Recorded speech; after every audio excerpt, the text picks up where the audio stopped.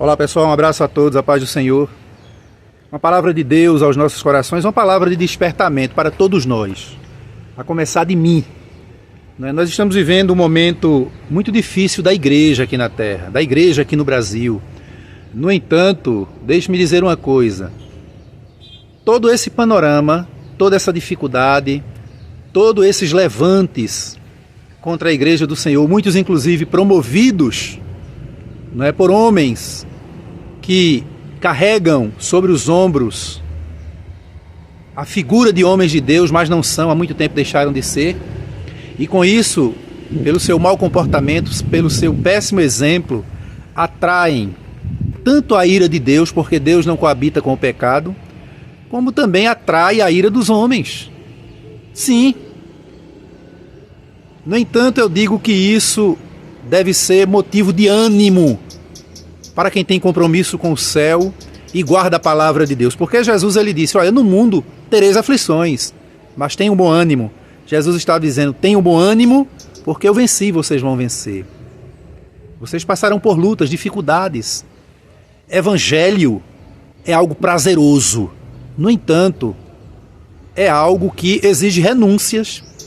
As pessoas querem dizer que são filhos de Deus, servos de Deus, homens de Deus, povo de Deus, mas não quer renunciar. A nossa vida, eu costumo dizer que ela é repleta, ela é recheada de renúncias. A gente já começa renunciando de manhã cedo quando a gente acorda, não é? Deixar a caminha quente, o cobertor quente, mas temos que levantar para correr atrás da vida, para lutar pela vida. Isso é renúncia. Jesus, certa vez, em uma das suas mensagens, em que sempre, às vezes havia um paradoxo.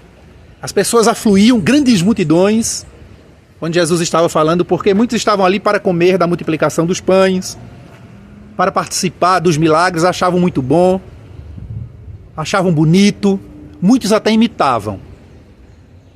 Mas quando Jesus vinha com um discurso, como por exemplo, olha, vocês precisam comer a minha carne e beber o meu sangue para ter parte comigo. Aí as pessoas diziam, que discurso duro é esse? Esse homem está doido? Comia a carne dele e começavam a sair, a ponto de Jesus ficar sozinho. E houve um episódio semelhante que Jesus olhou para os apóstolos e disse, e vocês também vão me abandonar? Vão me abandonar? E aí Pedro disse, Senhor, para quem iremos nós, se só Tu tens as palavras de vida eterna? Para onde iremos nós? E aí a gente vê que parece que muitos líderes da igreja do Senhor hoje, que se dizem líderes, homens que se dizem homens de Deus, parece que não estudam a Bíblia, não leem a Bíblia, não vivem a Bíblia. Às vezes até ensinam para a igreja, para o rebanho, mas eles mesmos não acreditam mais. Mas eu quero dizer aqui neste momento, para você, meu irmão, minha irmã, neste momento, dia 29 de julho de 2023, que as promessas estão de pé. No entanto, as promessas são para aqueles que permanecem fiéis. Estamos vivendo em um momento em que os que se dizem servos de Deus se vendem por nada, negociam princípios. Quando nós vamos para a Bíblia, para a história de Jesus, para o comportamento de Jesus, dos apóstolos, dos profetas, a gente não vê em nenhum momento Jesus, os apóstolos, os profetas, negociando benesses para a igreja, para o povo de Deus, com as autoridades. Não, pelo contrário, nós vemos constantemente Jesus, os apóstolos e os profetas sempre se contrapondo às falhas, aos erros, aos desmandos daqueles que procuravam perseguir e corromper o Evangelho, corromper a palavra de Deus. Nós não vemos Jesus, os apóstolos e os profetas, mas vamos falar de Jesus e os apóstolos. O Novo Testamento, o período da igreja, em nenhum momento negociando com Roma, negociando com César, negociando com Herodes, em busca de benesses, em busca de benefícios para a igreja. Não, porque quem cuida dela é Deus. No entanto, como cidadãos aqui da terra, nós temos o nosso direito de cidadania, nós exercemos o nosso direito de cidadania como cidadão, mas como igreja, não. Igreja é diferenciada. Igreja é o organismo vivo, corpo de Cristo, trata-se de algo espiritual, que quem cuida é Ele. Princípios cristãos são inegociáveis. E o que nós vemos são pessoas, homens, que se dizem homens de Deus, negociando princípios, negociando ética, moral, costume, com medo de ser perseguido, com medo de ser mal compreendido, com medo de perder isso ou aquilo. Deus clama por homens de Deus de verdade. O profeta Isaías teve uma visão, viu Deus assentado no seu trono, e ele disse: vou morrer. Deus ordenou ao anjo que tocasse a boca do profeta para purificá-lo das impurezas. E o profeta, após ser purificado, ele ouve o clamor de Deus. Sim, Deus clama por nós. Ele pode enviar anjos, ele pode salvar as pessoas, resolver todos os problemas sem a nossa interferência, sem o nosso serviço. Mas ele não quer assim, ele quer que nós façamos, ele tem nos capacitado. E aí Isaías ouve o clamor de Deus: a quem enviarei? Quem há de ir por nós?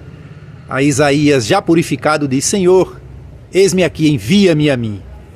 Queridos, que você que é homem de Deus, você que é pastor, que é obreiro, que é missionário que tem prazer de começar evangelizando aí na sua comunidade, nas favelas onde você mora, antes de ter o ardor missionário para ir para um país distante. Comece primeiro na sua comunidade. Você que é obreiro, você que é homem de Deus, que se diz homem de Deus, mas que há muito tempo deixou de ser, talvez ainda haja esperança para você. Abra os olhos, volte ao primeiro amor, voltemos ao primeiro amor. E não esqueça, Igreja do Senhor, povo de Deus, quanto mais a situação fica difícil, mais é motivo de nos aproximarmos de Deus e fazermos como o apóstolo Pedro, vendo a morte diante dele, pregando o evangelho. Havia sido proibido pelo Império Romano, pelo imperador, após a morte de Jesus, que não se podia falar no nome de Jesus. E Pedro estava em praça pública e de repente é arrebatado pelas autoridades, levado para um sinédrio, colocado ali perante aqueles homens que dias antes haviam matado Jesus. E aqueles homens pressionam Pedro para renunciar aquilo que ele pregava, aquilo que ele ensinava. E lá no capítulo 4, versículo 12 do livro de Atos dos Apóstolos está escrito: Pedro, cheio de Deus, depois de proferir um grande discurso diante dos seus acusadores, ele diz: olha, tem mais uma. Esse Jesus que vocês crucificaram, é no nome dele que nós pregamos. E tem mais. Não conheço outro nome embaixo dos céus, aqui na terra, pelo qual devamos ser salvos, somente Jesus. Quer vocês queiram, quer não, é Jesus, e eu vou continuar pregando Jesus. Que Deus abençoe a igreja do Senhor. Que Deus abençoe a sua igreja. Que Deus continue com as mãos estendidas. E que o povo de Deus reconheça que quem cuida da igreja é Deus. Parem de negociar princípios. Parem de negociar o Evangelho de Jesus Cristo para agradar A, B, C ou D. Que Deus abençoe a todos, em nome de Jesus.